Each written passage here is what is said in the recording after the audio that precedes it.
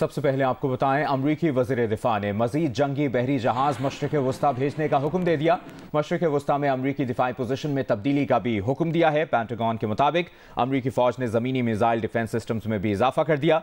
अमरीका लड़ाका jet तैयारों का squadron भी मशरिक़ वस्ता भेजेगा। एडजस्टमेंट का मकसद यकीनी बनाना है कि अमरीका मुख्तलिफ हंगामी हालात का जवाब देने के लिए तैयार है। खबर एजेंसी के मुताबिक क्रूजर्स और तबाहकुन जहाज बैलिस्टिक मिसाइल मार गिराने की सलाहियत रखते हैं। इक़दामात ईरान, हमास और हिज़्बुल्लाह के पेश नज़र किए जा रहे हैं और इनका मकसद अमरीकी फ़ौज का तहफ़्फ़ुज़ बेहतर बनाना और इजराइल की हिफाजत है।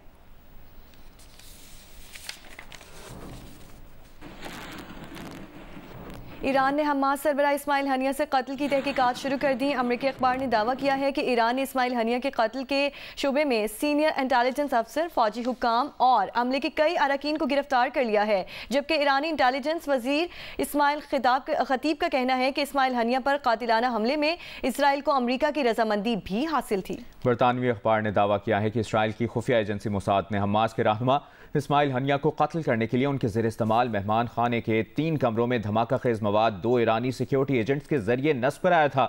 इस्माइल हनिया इसी इमारत में अक्सर क़याम करते थे। असल मंसूबा यह था कि इस्माइल हनिया को जहाज़ हादसे में जामहक ईरानी सदर इब्राहिम रईसी के जनाजे में शिरकत के मौके पर मई में कत्ल किया जाता। ताहम ऑपरेशन उस वक्त इसलिए नहीं किया गया था क्योंकि नाकामी के खदशात ज़्यादा थे और इमारत में बहुत बड़ा मजमा भी मौजूद था। दावा किया गया कि ईरानी हुक्काम के पास इमारत की CCTV वीडियो मौजूद है जिसमें एजेंट्स को चुपके से कमरों में इंतहाई तेज़ी से आते जाते देखा जा सकता है। बरतानवी अखबार का दावा है कि धमाका खेज मवाद नस्ब करने वाले एजेंट ईरान छोड़ चुके थे, ताहम ईरान में एक साथी से उनका ताल्लुक कायम था और धमाका खेज मवाद को ईरान के बाहर से रिमोट कंट्रोल के जरिए तबाह किया गया। तहकीकात के दौरान दीगर 2 कमरों से धमाका खेज मवाद बरामद कर लिया गया है। पासदारान इनकलाब के एक एहलकार के हवाले से बरतानवी अखबार ने दावा किया है कि उन्हें यकीन नहीं है कि मोसाद ने इंसार अल महदी हिफाजती यूनिट से ताल्लुक रखने वालों को एजेंट के तौर पर इस्तेमाल किया जो आला तरीन अफसरों की हिफाजत पर मामूर होते हैं।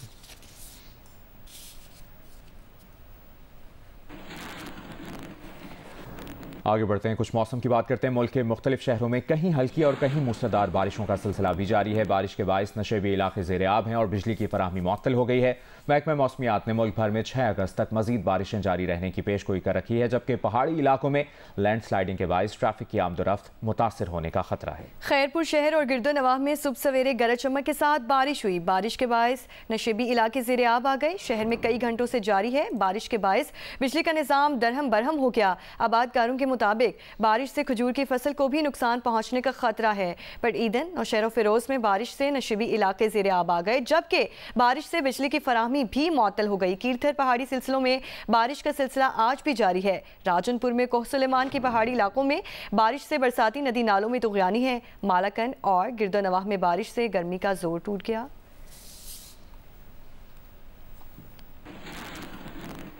कराची के इलाके मलीर हॉल्ट और अतराफ के रिहायशी इलाकों में टूटी फूटी सड़कों पर जगह जगह बारिश का पानी जमा है। इसकी तफसील बता रही हैं नुमाइंदा जियो न्यूज़ उनीबा ज़मीर शाह। गुज़िश्ता 24 घंटों के दौरान जिना टर्मिनल पर 3 मिलीमीटर बारिश रिकॉर्ड की गई। हमने ये जानने की कोशिश की कि जिना टर्मिनल और इसके इतराफ के इलाकों में बारिश के बाद क्या सूरत हाल है। इसके लिए हम मलिर हॉल्ट और उसके जो करीब की सोसाइटीज़ है, रिहायशी सोसाइटीज़ है, वहाँ पर गए। जो मसला हमने देखा कि बहुत ज़्यादा पानी तो नहीं जमा था, लेकिन हाँ जहाँ पे रोड टूट का शिकार है तो पैचेस की सूरत में बारिश का पानी अब भी जमा है। मौसम की सूरत हाल से भी हम आपको आगाह करते चलें तो आज देर दोपहर कराची की तरफ गरज चमक के बादल बन सकते हैं। नूरियाबाद, ठट्टा और बदीन से बनने वाले बादल कराची पर असरअंदाज हो सकते हैं। गडाब, सुपर हाईवे उनके इतराफ के इलाकों में बारिश का आगाज हो सकता है और अगर ये बादल शिद्दत अख्तियार करते हैं तो कराची के दीगर इलाकों में भी गरज चमक के साथ बारिश हो सकती है। जबकि महकमा मौसमियात ने 6 अगस्त तक कराची समेत सिंध के बेशतर मकामात पर गरज चमक के साथ तेज और मूसलाधार बारिश की पेशेनगोई भी की हुई है।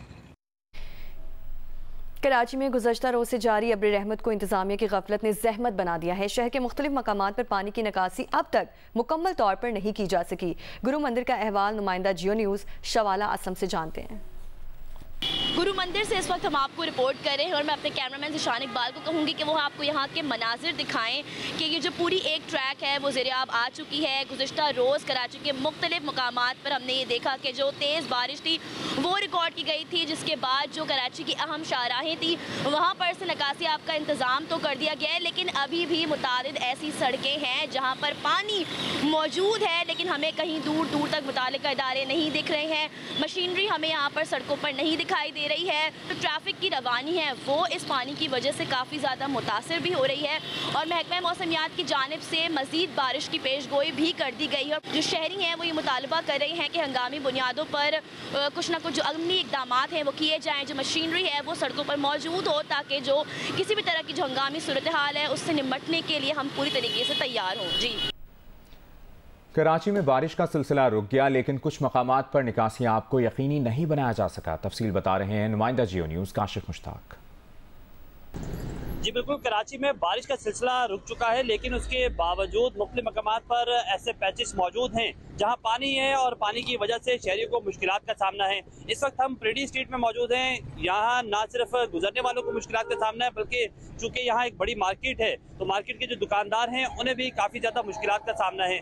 जो लोग यहाँ से गुजर रहे हैं उनको काफ़ी ज़्यादा मुश्किल है। और ट्रैफिक पुलिस हुकाम से जब हमारी बात हो रही है तो उनकी जानिब से बताया जा रहा है कि जब ट्रैफिक का लोड ज़्यादा होगा तो यहाँ बहुत ज़्यादा ट्रैफिक जैम वैसे ही अमूमन रहती है और पानी की वजह से ज़्यादा रहेगी। ना सिर्फ यहाँ बल्कि इस पूरी प्रेडी स्ट्रीट के अंदर हमने देखा है कि मुख्तलिफ पैचेस ऐसे मौजूद हैं जहाँ पानी है और पानी भरने की वजह से ट्रैफिक की रवानी भी मुतासिर हो रही है। मुख्तलिफ मकामात पर कराची में इसी तरह पानी जो है वो मुख्तलिफ सड़कों पर जमा है, जिसकी वजह से जो शहरी हैं उनको परेशानी का सामना होता है, जबकि जो ट्रैफिक पुलिस का अमला तैनात किया जाता है उन्हें भी जो है वो डाइवर्जेंस में मुश्किलात का सामना रहता है। जी, और मानसहरा में भी सैलाबी रैली से मुतासिर शहर कागान की बहाली का काम अब तक शुरू नहीं हो सका है। इंतजामिया का कहना है कि मौसम साफ होते ही मनूर नाले और दरियाए कुनहार की सफाई शुरू कर दी जाएगी। 2 रोज़ में मुतबादिल रास्ता बना दिया जाएगा, जबकि 7 रोज़ में स्टील ब्रिज की तनसीब मुकम्मल हो जाएगी। चित्राल के पहाड़ी में ग्लेशियर फटने से दरियाए चित्राल में ऊंचे दर्जे के सैलाब से मुतादिद देहात, दुकानात और होटल पानी में डूब गए।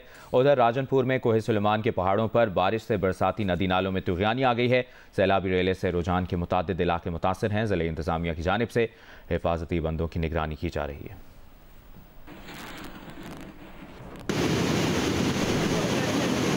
मानसहरा में महनूर में सैलाबी रेले से 5वें रोज भी शाहराए कागान की बहाली मुमकिन नहीं हो सकी।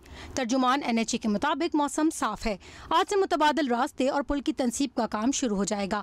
DC के मुताबिक वादी कागान से तकरीबन 14,000 सयाहों को बरास्ता चलास बहिफाजत निकाल लिया गया है।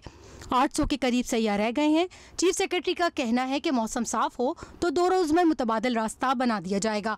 7 रोज में स्टील ब्रिज की तनसीब मुकम्मल हो जाएगी और महनूर नाले और दरिया कन्हार की सफाई शुरू कर दी जाएगी। चित्राल के बालाई पहाड़ों में ग्लेशियर्स फटने से दरियाए चित्राल में ऊंचे दर्जे का सैलाब है। निशिबी इलाकों में मकानात, दुकानें और होटल्स में पानी दाखिल हो गया है। रेशन के मुकाम पर दरिया की कटाई से ज़राई ज़मीन और NHA रोड समेत मुतादिद मकानात दरिया बुर्द हो चुके हैं।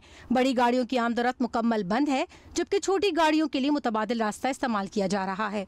राजनपुर में कोहे सलमान के पहाड़ी इलाकों में मूसलाधार बारिश जारी है। बारिश से बरसाती नदी नालों में तुग़यानी आ गई है। इंतजामिया की जानिब से बरसाती नदी नालों के रास्तों को खाली करने के अहकामात जारी कर दिए गए हैं। रुझान में सैलाबी पानी फसलों में दाखिल हो गया है। कीरथर पहाड़ी सिलसिलों में बारिश से नदी नालों में तुग़यानी है। नए गाज नदी में एक और सैलाबी रेला दाखिल हो गया। महकमा इनहार के मुताबिक नए नली, नए अंगई और नई हलेली में 3 से 6 फुट सैलाबी पानी की सतह रिकॉर्ड की गई है। सैलाबी रेले के बायस काचू की 4 यूनियन कौंसिलें मुतासिर हुई हैं। सड़कों पर पानी जमा है और ट्रैफिक की आमदोरफ्त मुतासिर है। वज़ीर-ए-आज़म के मुशीर राना सनाउल्लाह कुछ रोज़ से वेनस में थे और सोशल मीडिया पर उनकी एक वीडियो वायरल है। राना सनाउल्लाह की वेनस यात्रा पर PTI के हामी तनकीद कर रहे हैं और सोशल मीडिया पर मीम्स बना रहे हैं, जबकि कुछ लोगों को ये वीडियो देखकर माजी की यादगार बॉलीवुड फिल्म ग्रेट गैम्बलर की याद आ गई। इस्लामाबाद हाई कोर्ट ने PTI रहनुमा शहबाज गिल के भाई की बाजियाबी के लिए दायर दरख्वास्त पर समाअत का तहरीरी हुक्मनामा जारी कर दिया है। लापता गुलाम शब्बीर को बाजियाब कराकर 6 अगस्त तक अदालत में पेश करने का हुक्म दिया है।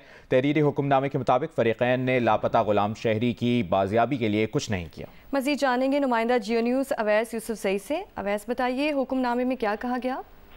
जी देखिए, इस्लामाबाद हाई कोर्ट के जस्टिस मियां गुल हसन औरंगजेब ने PTI रहनुमा शहबाज गिल के भाई की बाजियाबी दरखास्त पर समाअत का तहरीरी हुक्मनामा जारी किया है, जिसमें ये कहा है कि लापता शहरी को बाजियाब कराकर 6 अगस्त तक अदालत के सामने पेश किया जाए। जबकि ये भी कहा गया है इस तहरीरी हुक्मनामे में कि फरीकैन की जानिब से लापता शहरी की बाजियाबी के लिए किए गए इकदाम के हवाले से कुछ नहीं बताया गया।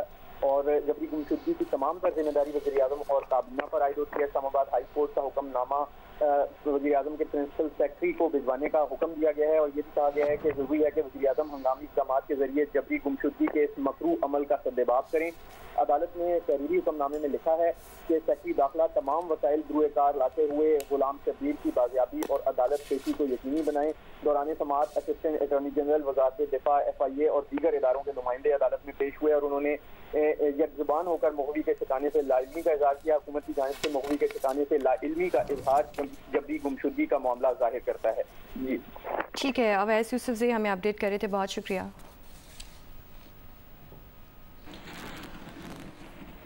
हुकूमत से तहरीरी मुआहदे के बाद भी बलोच एकजहती कमेटी ने गवादर समेत बलूचिस्तान में जारी धरने खत्म नहीं किए। ताहम हुकूमत की जानिब से भी मकरान कोस्टल हाईवे और M8 समेत अहम शाहराहों से रुकावटें नहीं हटाई गईं। गवादर में मवासलाती निज़ाम भी बहाल नहीं किया गया है। गवादर में एक दिन कबल बलोच एकजहती और हुकूमत के दरमियान धरने खत्म करने और रुकावटें हटाने के कामयाब मुज़ाकरात के बाद भी मकरान कोस्टल हाईवे समेत अहम शाहराहों से सरकारी रुकावटें नहीं हटाई गईं।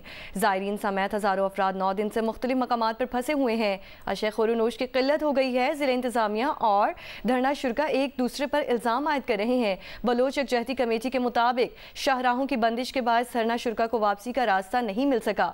दूसरी जानिब ज़िला इंतजामिया का कहना है कि हुकूमत बलोचिस्तान ने मुआहदे पर अमल दरामद करते हुए BOIC के गिरफ्तार कारकुनान को रिहा कर दिया है। बलोच एकजहती कमेटी ने मुआहदे के मुताबिक धरने खत्म नहीं किए।